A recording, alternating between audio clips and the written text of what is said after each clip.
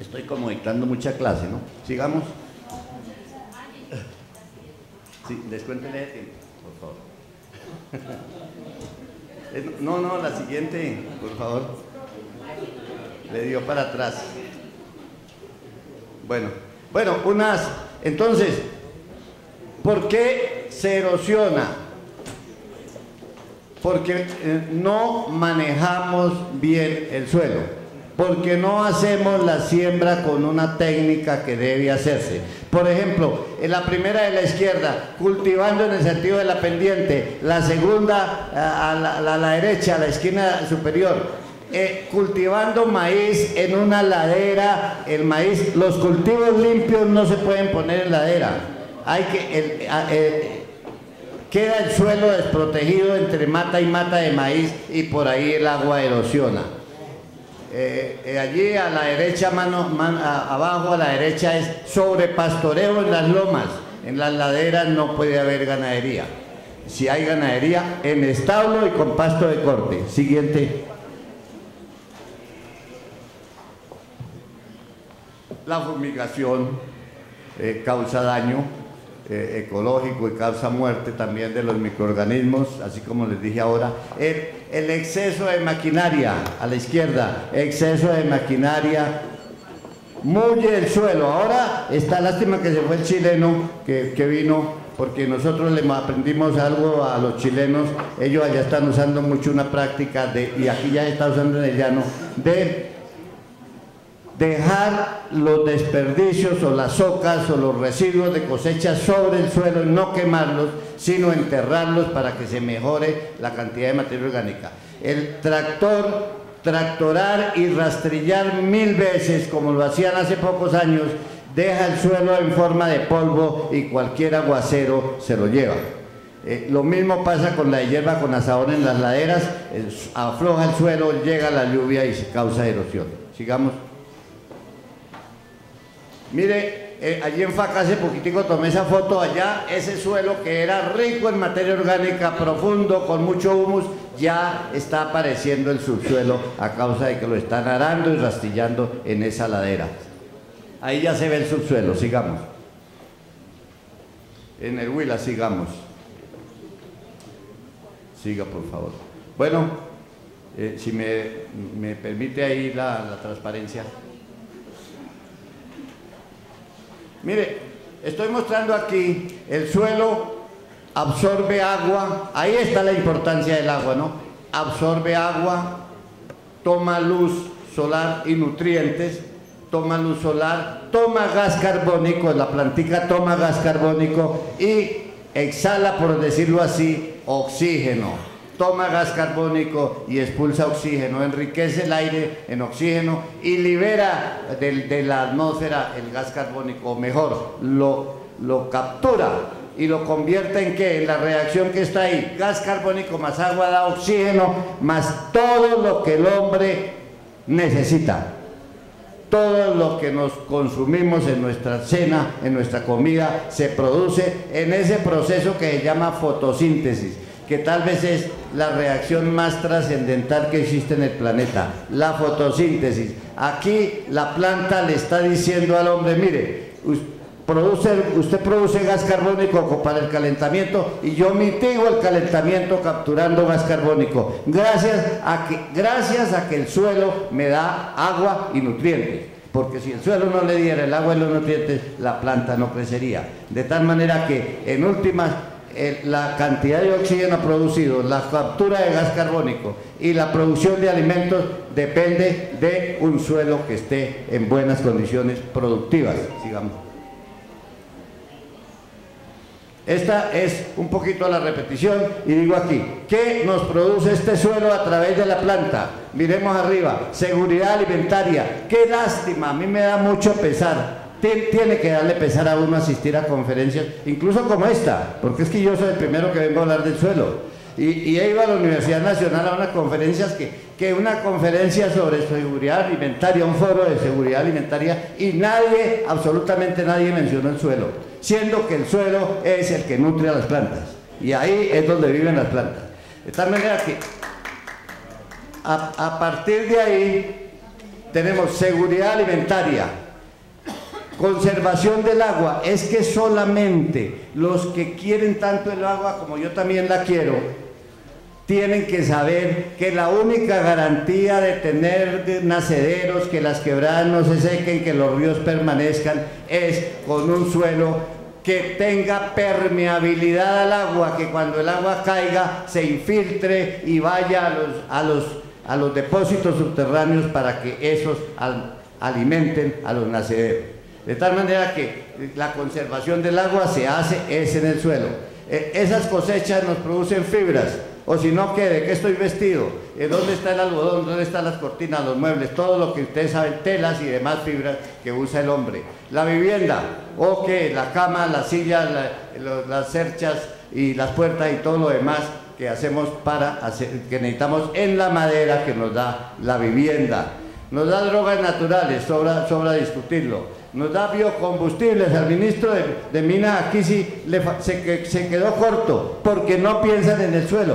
Es que la sustitución de la energía va a venir. Sí, el biodiesel, el etanol combustible sacado de la caña de azúcar, el biodiesel de la palma africana o mucho etanol del maíz, del arroz, cualquier grano se puede derivar alcohol y entonces vamos a tener la sustitución de la energía. Un suelo bien manejado entonces garantiza siempre unas presas de agua bien conservadas, no colmatadas, porque ya las presas de agua se están colmatando y ya no tienen el depósito que necesita para producir energía. La garantía de que eso que dijo el ministro, tengamos energía para vender, es conservando el suelo para que se conserve el agua, para que las presas siempre estén disponibles para producir energía. De tal manera que Colombia sí puede producir energía. Cuando se haga el petróleo no nos importa si hemos conservado bien nuestros suelos.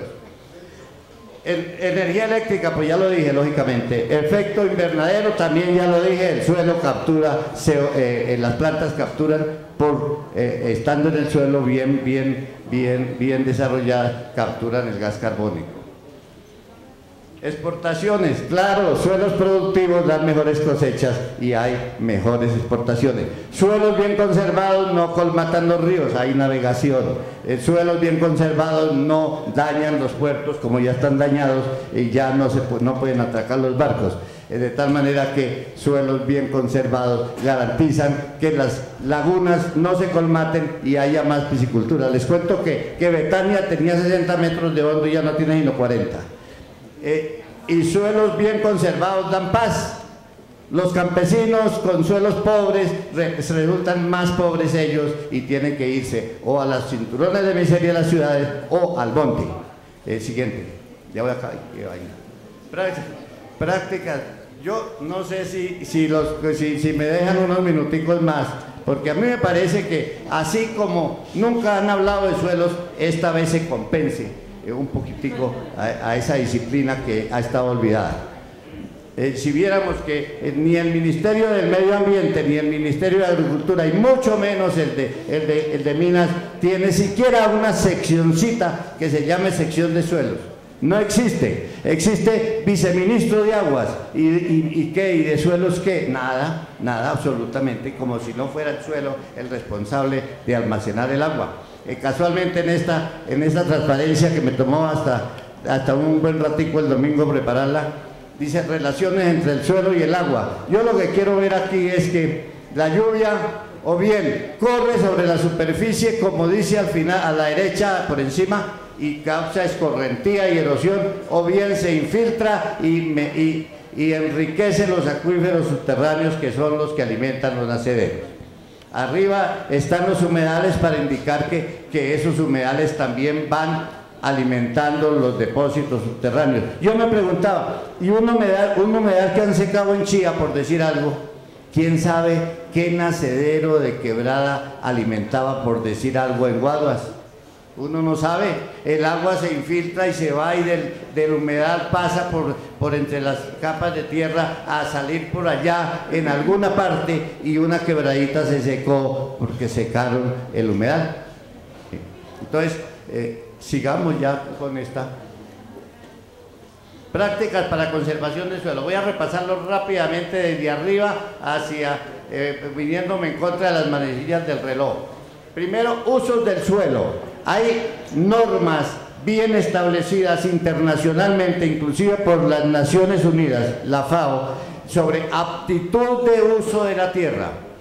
¿Para qué sirve la tierra? Hay que usarla para lo que sirva. Yo no puedo ir a sembrar papa o yuca o cualquier tubérculo en un suelo agredoso, arcilloso, compacto, porque los tubérculos no pueden ensancharse. Tiene que ser en suelo suelto. Ni puedo sembrar arroz en un arenero porque ahí no logra retener agua nunca y el arroz necesita mucha agua. Son solo dos ejemplitos para ver que tengo que escoger el suelo de acuerdo a su aptitud, tengo que utilizarlo. Entonces lo primero es usar bien el suelo. Lo segundo, cultivar, por ejemplo, en curvas de nivel, que eso sí ustedes lo conocen bien por el profesor Yarumo, cultivar en fajas, hacer prácticas mecánicas, a veces hay que hacer terrazas, banquetas, trinchos, todo eso mecánico, o aplicarle abonos orgánicos, ya sabemos por qué, cuáles son las bondades del abono orgánico, hacerle barreras vivas, más tardito voy a hablar un poquitico de barreras vivas, y cobertura, viva o muerta, sigamos, vamos a pasar aquí esas transparencias rápidamente. Bueno, entonces son banquetas, son pozos de pocetas para almacenar agua lluvia, son terrazas, sigamos, por favor. Cobertura vegetal, tener el suelo cubierto, por favor, para que el sol no reseque el suelo, porque el suelo reseco se agrieta y el agua se mete y lo erosiona por muchas razones, porque la vegetación le ofrece resistencia al agua y no lo logra erosionar, porque las raíces amarran el suelo, por todo eso, sigamos. Si no puedo tener cobertura viva, la tengo cobertura muerta. Cualquier paja, mire, la de abajo a la izquierda es del prado de una finquita mía por allá chiquita que tengo en los llanos. Y cortamos el jardín y se le echa el pasto que se corta con la cortapasto, se le echa a las calles del cultivo para que el suelo conserve la humedad y no se degrade. Cobertura muerta como arriba, la soca de maíz o la soca de cualquier pasto, sigamos. O hacer manejos silvopastoriles. Si quiero tener ganado, también tengo bosque al tiempo y entonces protejo el suelo, sigamos. Rayar el suelo, hacer banqueticas así para que al correr el agua por la ladera la frene, va pasando de zanjita en zanjita y va haciendo menos veloz y menos erosiona. Bueno, en fin, hay muchas prácticas. Estas son barreras vivas. En un talud de carretera, esas barreritas que se ven en curvas a nivel de un pasto que es capaz de amarrar el suelo y no dejarlo que se erosione. Sigamos. Ese pasto, por ejemplo, que es un pasto de la India que se llama vetiver, tiene un sistema radicular muy profundo, muy fuerte, muy abundante, hasta 6 metros de profundidad, que es capaz de amarrar el suelo. Si uno hace barreras vivas cada tanto en el terreno, lo amarra y no lo deja erosionar. Sigamos. Eso para hacer hortaliza en la era con ese mismo pasto, para hacer un cultivo de frutales allá como está arriba con ese pasto. Sigamos. Una pequeña reseña histórica. Mire, hace 4000 años, allá en Babilonia, en Mesopotamia, era una tierra muy productiva y la comenzaron a regar con agua del Tigris y del Éufrates y esa agua tenía sales y manejaron mal el suelo, le aplicaron agua que no debían y lo salinizaron y después de ser un suelo salino no produce ni hierba, no produce nada, entonces se empobreció el suelo. Jenofonte, 400 años antes de Cristo, decía en Grecia, observó que, comillas, el país se había ido a la ruina a causa de que nadie sabía que era bueno el abonado de la tierra, y menciona enterrar plantas verdes para enriquecer el suelo. O sea, que desde esa época pensaban en los abonos orgánicos. Sigamos. Aquí una reseña histórica más. En la década del 50 había en el país, lástima que la gente que uno quisiera, como dijo alguien aquí, hombre, qué lástima que no estén los parlamentarios, y lástima que no estén aquí los que deben estar oyendo, porque es que el público que asiste muchas veces, pues sí, lo siente y lo entiende, pero los que toman decisiones en el país no, y entonces esa es la falla. De todas maneras, por el lado de la época del 50 había más preocupación por el manejo del suelo, por la conservación que ahora. En la década del 60 se creó el INDERENA, y entonces era el Instituto de Recursos Naturales para que conservara los recursos naturales. Después, en la década del 70, el presidente Pastrana, hubo el Código de los Recursos Naturales que contempla todo lo necesario, lo que necesitamos, que es la parte séptima, dice ahí, de la tierra y los suelos, del suelo agrícola. Y ahí dice que deberá manejarse de acuerdo a normas, sí, deberá, pero nunca se han reglamentado todo eso que dice el código. Simplemente se esbozó, pero nunca se ha desarrollado eso. Mire, después hubo por el 82, en las Naciones Unidas, los países aprobaron la Carta Mundial de Suelos que establece todo lo que debe hacerse para conservar los suelos. Sigamos, por favor. Aquí un pequeño resumen de lo que dice esa carta, mire, de la conservación y recuperación de las tierras, conservación de suelos y ordenamiento de cuencas hidrográficas. Debe haber legislación y política de conservación de suelos, debe haber recuperación de tierras salinas y alcalinas, debe haber lucha contra la desertificación, creación de servicio de conservación de suelos. ¿Por qué no? Como hay un Servicio Nacional de Salud, que haya un Servicio Nacional de Conservación de Suelos, con cobertura, porque del suelo depende nuestra comida, depende nuestra vida.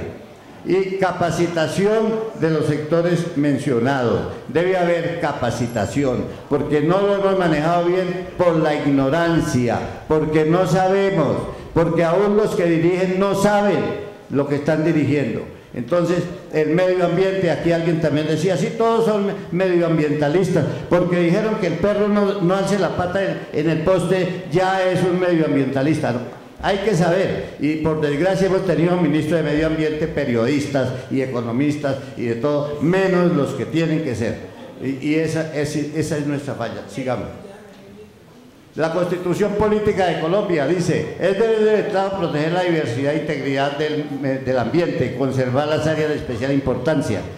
El Estado planificará el manejo y aprovechamiento de los recursos naturales.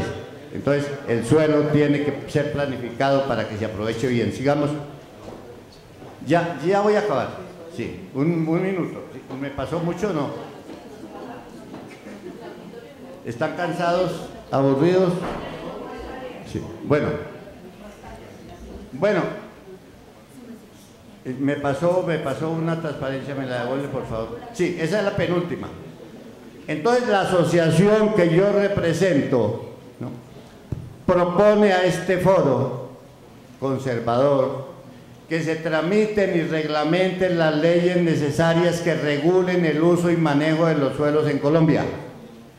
Creación mediante ley de la República del Servicio Nacional de Conservación de Suelos, que ya el país tiene ese compromiso con las Naciones Unidas. Imponer la obligación de parte del Estado de establecer los programas académicos necesarios para la formación de profesionales agrólogos para la atención del servicio de conservación de suelos.